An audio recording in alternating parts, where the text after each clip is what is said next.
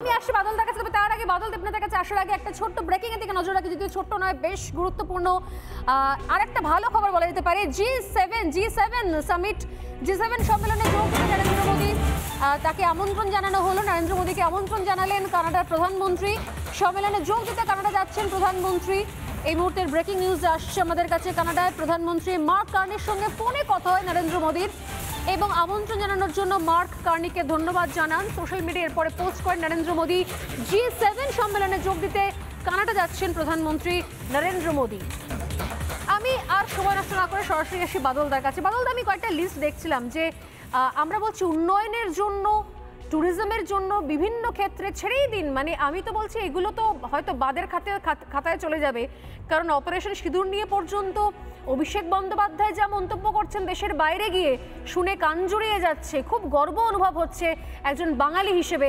আর ঠিক তারপরেই ধাক্কা খাচ্ছি প্রধানমন্ত্রী, মুখ্যমন্ত্রী মমতা বন্দ্যোপাধ্যায় থেকে শুরু করে আরও কিছু তৃণমূলের নেতা, মন্ত্রী, বিধায়ক বিভিন্ন সময়তে অপারেশন সিঁদুর নিয়ে, প্রধানমন্ত্রী নিয়ে যে ধরনের মন্তব্য করে যাচ্ছেন টানা, বুঝতে অসুবিধা হচ্ছে যে অভিষেক বন্দ্যোপাধ্যায় এখনো তৃণমূল কংগ্রেসে আছেন না তৃণমূল কংগ্রেসটা ছেড়ে দিয়েছেন। মানে একই রাজনৈতিক দলের দুটো উল্টো ভার্সন এটা হতে পারে না কখনো। আর রইল বাকি মমতা বন্দ্যোপাধ্যায়ের কথা, আমি দেখছিলাম কয়েকটা জিনিস, যেরকম নীতি আয়োগের বৈঠক মমতা বন্দ্যোপাধ্যায় যান না, মোদীর শপথ গ্রহণ অনুষ্ঠানে মমতা বন্দ্যোপাধ্যায় যান না, গঙ্গার তলাতে মেট্রো উদ্বোধন মমতা বন্দ্যোপাধ্যায় যান না, ঘূর্ণিঝড় মোকাবেলায় যে বৈঠক হয় সেখানে মমতা বন্দ্যোপাধ্যায় যান না। আমি বলছি যে আমাদের রাজ্যটা শুধুমাত্র এই দাঙ্গা বিধ্বস্ত রাজ্য, একটা সাম্প্রদায়িক, সেখানে অশান্ত রাজ্য, এই হিসেবেই আপনারা চান কি রাজ্যটা প্রেজেন্ট হোক গোটা দেশে?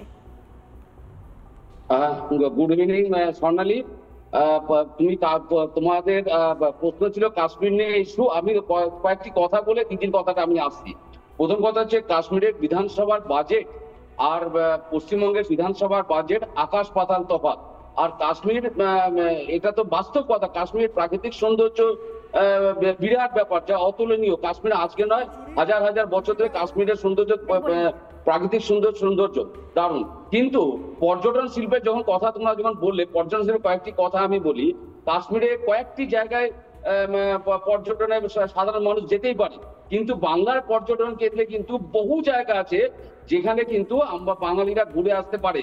যেমন দার্জিলিং বলো, সিকিম বলো, জলপাইগুড়ি বলো, জলপাইগুড়ি জঙ্গল বা বন দপ্তর ইয়ে বলো, দীঘা হোক, সিকিম পশ্চিমবঙ্গে নয়, বাঁকুড়া হোক, পুরুলিয়া হোক বা মুর্শিদাবাদে যে হাজারদুয়ারির কথা বললে, এরকম বহু কলকাতার বহু জায়গায় কিন্তু মানুষ ঘুরতে আসে। বিভিন্ন জায়গা থেকে মানুষ, বিদেশি পর্যটকরা কিন্তু কলকাতায় আসে, এটা তোমার জানতে হবে। এবং পর্যটন শিল্প কিন্তু বাংলার ব্যাপক উন্নতি হচ্ছে, এটা আমরা সকলেই জানি। আর সবচেয়ে বড় কথা হচ্ছে বাজেট কাশ্মীরের, আজকে যে মোদী যে গেলেন বা ওখানে বন্দে ভারত উদ্বোধন করলেন, খুব ভালো কথা।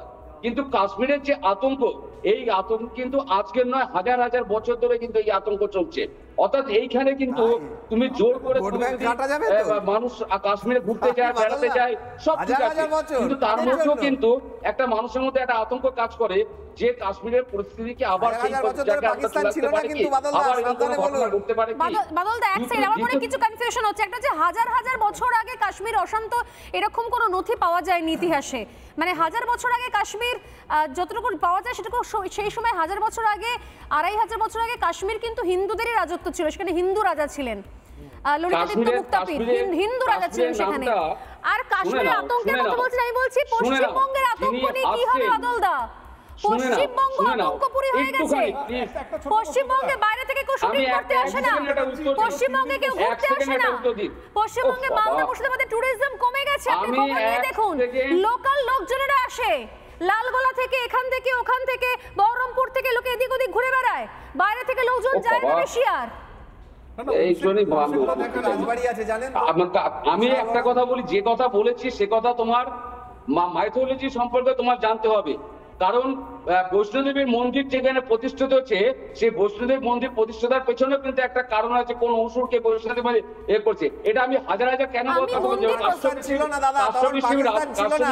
নাম অনুসারে জৈশে মোহাম্মদের সাথে আমি উত্তর পেলাম না, আমি উত্তর পেলাম না, আমি উত্তরটা এক্সাক্ট উত্তরটা পেলাম না। এবং ইতিহাসে ঝন্টু বাবু, অনেক পশু, অনেক রাক্ষস, বাদল বাবু, অনেক আতঙ্ক, আপনি পশ্চিমবঙ্গ আইনসভার একজন সদস্য, একটু ডকুমেন্ট ভেরিফিকেশন করে বলুন। তারাও কিন্তু ওই রাস্তা কথা বলেই যাচ্ছে। ঝন্টু বাবু, এবং সেটা তোমার বাদল বাবু, নানা ধরনের কন্টেন্ট দেখার জন্য লাইক করুন, শেয়ার করুন আমাদের ফেসবুক পেজ, সাবস্ক্রাইব করুন আমাদের ইউটিউব চ্যানেল। পাশাপাশি অন্যান্য ব্রেকিং নিউজের জন্য অবশ্যই চোখ রাখুন রিপাবলিক বাংলায়।